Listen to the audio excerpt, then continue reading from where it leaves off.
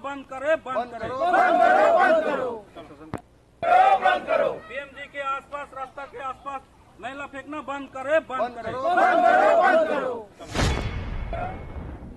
সমগ্র হ্যামিল্টনগঞ্জ এলাকার নোংরা ফেলা হচ্ছে বক্সা ব্যাঘ্র প্রকল্প লাগোয়া এই নদীতে, যার ফলে নদীর জল দূষিত হওয়ার পাশাপাশি এলাকায় ছড়িয়ে পড়ছে দুর্গন্ধ। এমনই দূষণের ছবি দেখা যায় হ্যামিল্টনগঞ্জের বিশ্বনাথ পাড়ায় গেলে। নোংরা আবর্জনার দুর্গন্ধে ওষ্ঠাগত প্রাণ লতাবাড়ি বিশ্বনাথ পাড়া এলাকার বাসিন্দাদের।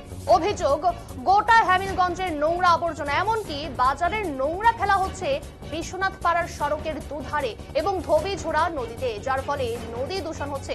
এই নদীতে অষ্টমীর স্নান সহ আদিবাসী সম্প্রদায়ের মানুষের নানান পুজো হয়ে থাকে। এলাকার এই পরিস্থিতির কথা প্রশাসনের কাছে বারবার জানিয়েও কোনো সুরাহা হয়নি। তারপরেও এলাকা পরিষ্কারের কোনো উদ্যোগ নিচ্ছে না প্রশাসন বলে অভিযোগ এলাকার বাসিন্দাদের। বন দপ্তরের পক্ষ থেকে এলাকার বাসিন্দাদের বারবার বলা হয় নোংরা নদীতে না ফেলার কথা। এলাকাবাসীরা স্পষ্ট জানিয়ে দিয়েছেন এই নোংরা তারা নদীতে ফেলেন না।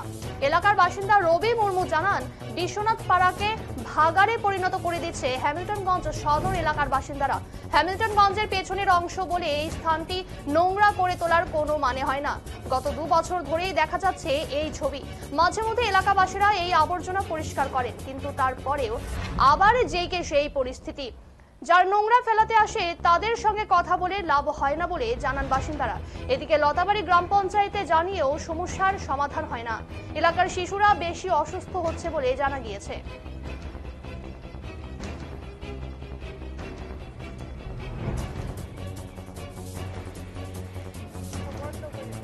रास्ताओं के आसपास मैला फेंकना बंद करो, बंद करो।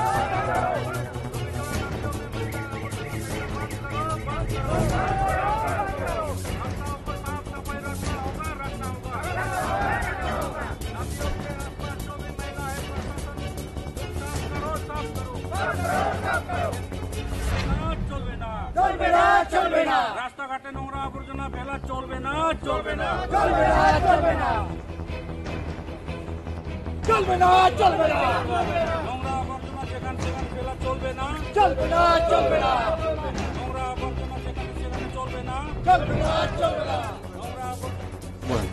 এখানে বিগত অনেক বছর ধরেই সমস্যা আমরা দেখতে পাচ্ছি। আমরা এই যে বিশ্বনাথ পাড়া যাওয়ার রাস্তা, আমাদের এখান থেকে পিএমজি প্রায় 1 কিলোমিটার নতুন শুরু যেখানে।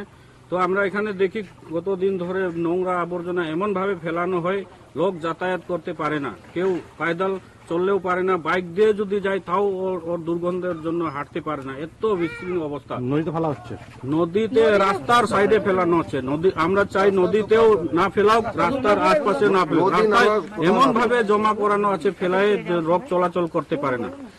গ্রাম পঞ্চায়েত ব্যবস্থা নিচ্ছে না, কোনো ব্যবস্থা নেই। গ্রাম পঞ্চায়েত বা প্রশাসন থেকে কোনো ব্যবস্থা হয় নাই, যার জন্য এই অবস্থা। আমরা চাই এইগুলা সঠিক জায়গায় ডাম্পিং গ্রাউন্ড ফেলানো হোক, যাতে এখানে নোংরা আবর্জনা না থাকে এবং পাড়ার লোক সুস্থভাবে থাকতে পারে, স্বাস্থ্যভাবে থাকতে পারে, এটাই আমরা চাই। এখানে বিগত আপনারা একটা বিক্ষোভ দেখালেন, কি সমস্যা? অ্যাকচুয়ালি এখানে বাজার থেকে আমি 2-3 দিন ধরেছি, বাজার থেকে সব মাছের নোংরা আবর্জনা, ইভেন বাড়িরও কোনো বাড়িরও নোংরা আবর্জনা টোটোতে ভর্তি করে নিয়ে এসে এখানে ফেলা হয়। ইভেন 2 দিন তো আমরা ধরেছি, সকালবেলা তাকে ঘুরিয়ে দেওয়া হলো, রাত্রিবেলা এসে দেখি যে ঠিক আবার ওখানে ফেলে দিয়ে চলে গেছে। ইভেন মরা কুকুর, মরা ছাগল, ছাগলের চামড়া, মাছের চোচা, মুরগির ছাট সব নিয়ে এসে এখানে ফেলে রাখা হয়। ইভেন এই নদীতে একটা ধর্মীয় সবাই অনুষ্ঠান করে এবং এই নদীর জল দিয়ে বাড়ির মানুষের পুজোর কাজ হয়।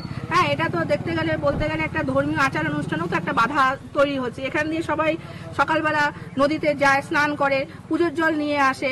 সকালবেলা সবাই মর্নিং ওয়াক করতে যায়। তো মানুষ মর্নিং ওয়াক করতে যায় কিসের জন্য? যে একটা সুস্থ সচেতন পরিবেশে তারা একটু প্রাণ ভরে হাওয়া বাতাস নেওয়ার জন্য। কিন্তু এখানে এত পচা দুর্গন্ধ, এখানে তো পরিবেশ পরিচ্ছন্নতার কোনো কিছুই নামগন্ধ নেই। তো যার জন্য আমাদের আশেপাশের সবার তরফ থেকে আমরা এটাই বিনীত আবেদন জানাচ্ছি যে সরকারের তরফ থেকে কিছু একটা অ্যাকশন নিয়ে এখানে এনে নোংরা আবর্জনা ফেলাটা বন্ধ। সামনে তো আপনারা একটা বিক্ষোভ দেখালেন, কি সমস্যা? বিধায়ক বিশাল লামা তিনি অভিযোগ করে বলেন, সাধারণ জনগণের জন্য যেভাবে কাজ করা উচিত সেভাবে কাজ করা হচ্ছে না। কি বললেন বিধায়ক বিশাল লামা, শুনুন।